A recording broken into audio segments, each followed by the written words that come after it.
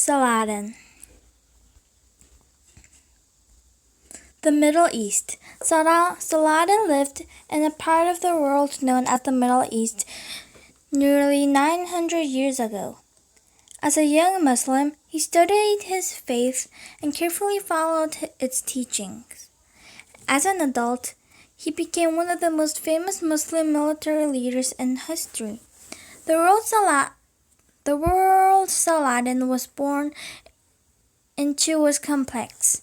The city of Jerusalem is considered holy by three world religions: Judaism, Islam, and Christianity. The city had many buildings and other sites that are scarce for the three religions followers. For centuries, Muslim ruled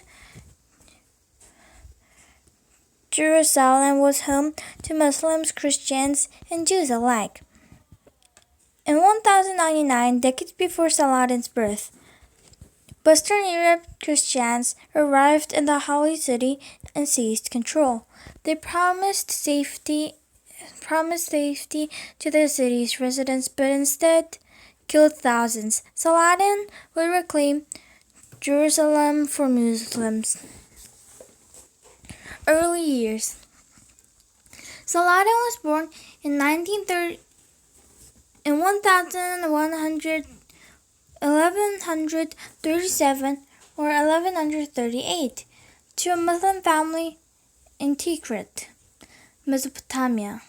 Many miles from Jerusalem, he was the son of a wealthy chief. The family left Tikrit when Saladin was an infant and moved west to Aleppo in northern Syria.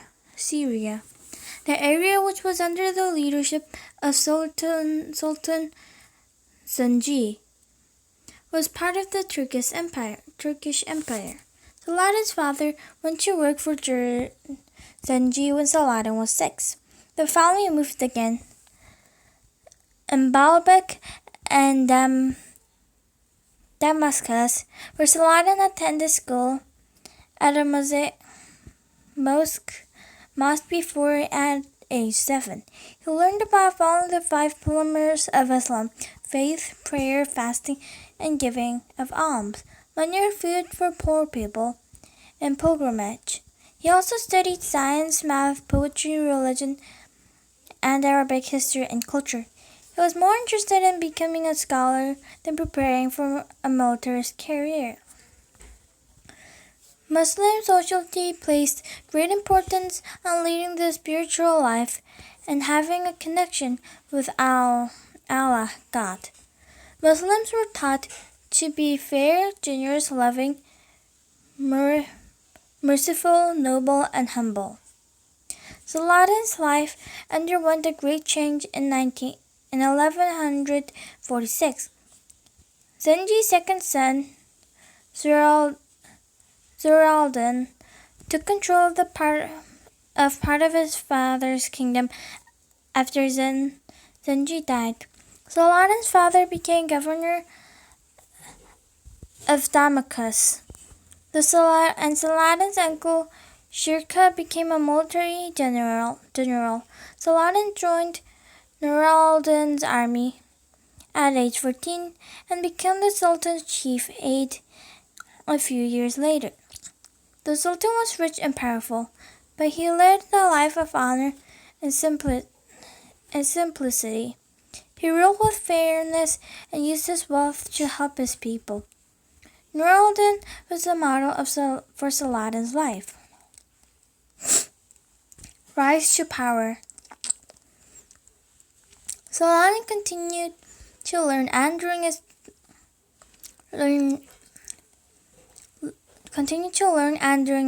last 20s, he traveled to Egypt with his uncle Shirkuh on several military expeditions.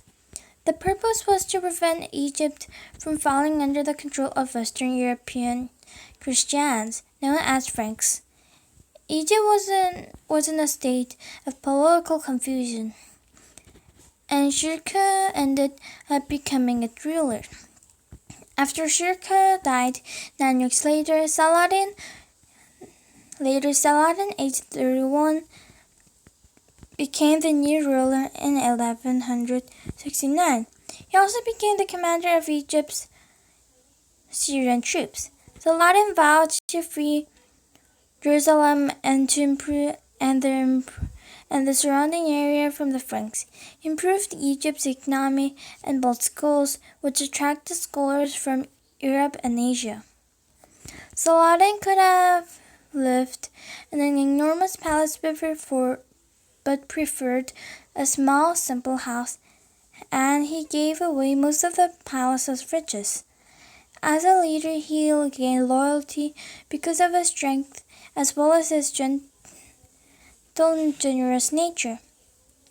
Nur al-Din died just a few years later.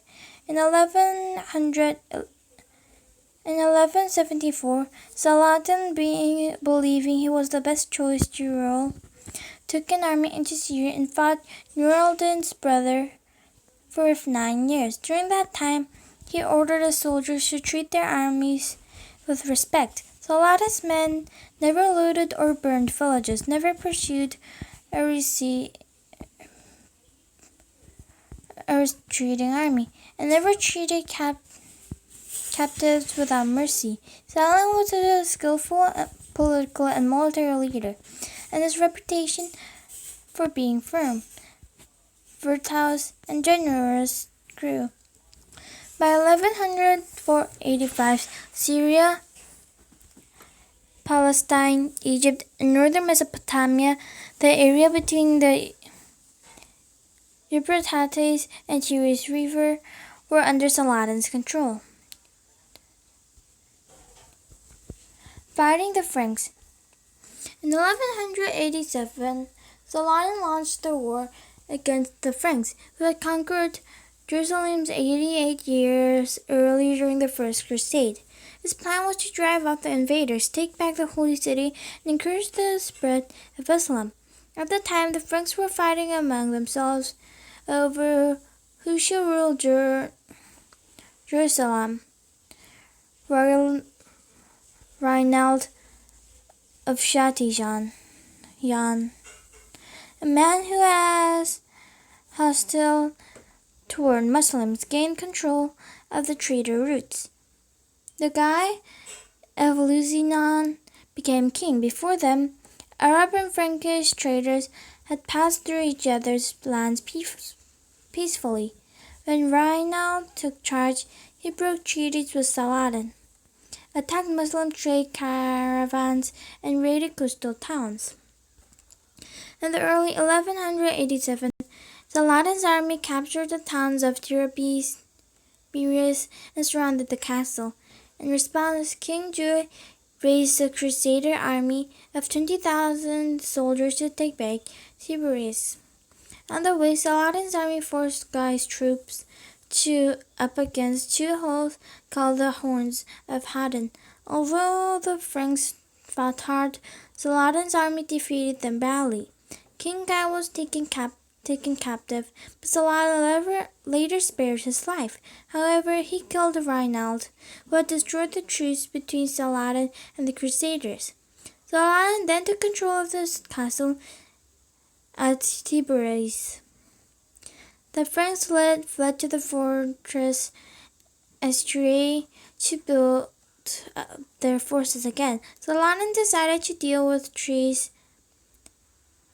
Tyre later and turned his attention to retaking Jerusalem. His army attacked Jerusalem and took the Holy City 2 weeks later, on October 2nd, 1187, returning Jerusalem to Muslim control. The Muslim takeover of Jerusalem was a crushing blow for the Crusaders. In contrast to the Christian takeover for Jerusalem in 1099, Saladin's takeover was not cruel or vengeful. No Christian holy city places were destroyed, and numerous sources reported that few people were killed after the takeover. Saladin allowed Christians to continue to visit their shrines within the city. A fierce opponent. Europe was shocked by the news that Muslims had taken Jerusalem. European leaders immediately called for their crusade. King Richard I of England, Richard the Lionheart, was one of the European kings who raised armies to take back the Holy City. In the end, Richard led the effort. Saladin tried to capture Turi, the strongest remaining Frankish fortress, but did not succeed. He freed King Guy at about the same time. Guy and his supporters went to Ark, which was under Muslim control, and attacked. By the time Saladin and his army reached Ark, Crusaders had arrived from Europe, and Saladin couldn't defeat them.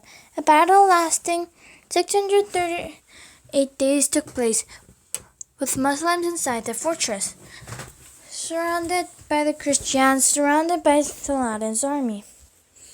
The leaders of the Third Crusade and the armies arrived in the spring of 1191. First Philip Augustus of France and Richard the Lionheart a few weeks later. Richard was a brilliant commander who forced the Muslims at Ark to surrender only a month after his arrival. In August 1191, he marched Frankish troops southward toward Jaffa, while Saladin's archers attacked them non-stop. However, Saladin's army was growing weaker from years of fighting, and Saladin couldn't stop Richard from capturing coastal cities. Instead, Saladin took his army to Jerusalem to strengthen it against Frankish troops. However, the Franks never attacked. Richard realized he did not have the army to take and hold the Holy City. His decision to turn away after signaled the end of the Third Crusade. On September 2nd, 1992, Saladin's brother discussed the terms of the truce with Richard. Saladin allowed the Franks to keep the coast between Crete and Jaffa. The rest of the land, including Jerusalem, would be Muslim land, but Christians would be allowed to visit holy places. Saladin's honorable conduct won him lasting respect and appreciation from the Christian world. After the truce, Saladin went home to Damascus after the truce was signed. He died only 6 months later, on March 4th, 1193, at the age of 55. Because he never cared much for money, the life of luxury, he gave everything away. There was no money for a proper burial. He was later buried in a building constructed by his son, Damascus. After Saladin's death, his family continued to rule over Egypt and nearby lands until 1250. At that point, another group gained power. Jerusalem remained mostly under Muslim control for centuries. An honorable leader. When Saladin was alive, he was respected for his intelligence as well as his political and military skills. Muslims respected him for uniting them and for driving the Crusades out of Jerusalem. Even though the Crusades were his enemies, they too had high respect for Saladin. He had known across 2 continents as a leader who, while fierce in battle, also showed mercy. The time in history when Saladin lived, the Middle Ages, was known for great violence. Still, one of its most respected leaders is remembered for just the opposite. Just before Saladin died, he told his oldest son, "I have become as great as I am because I have won men's heart by gentleness and kindness." Saladin set an example of an honorable leader during his lifetime, and he continues to set an example today.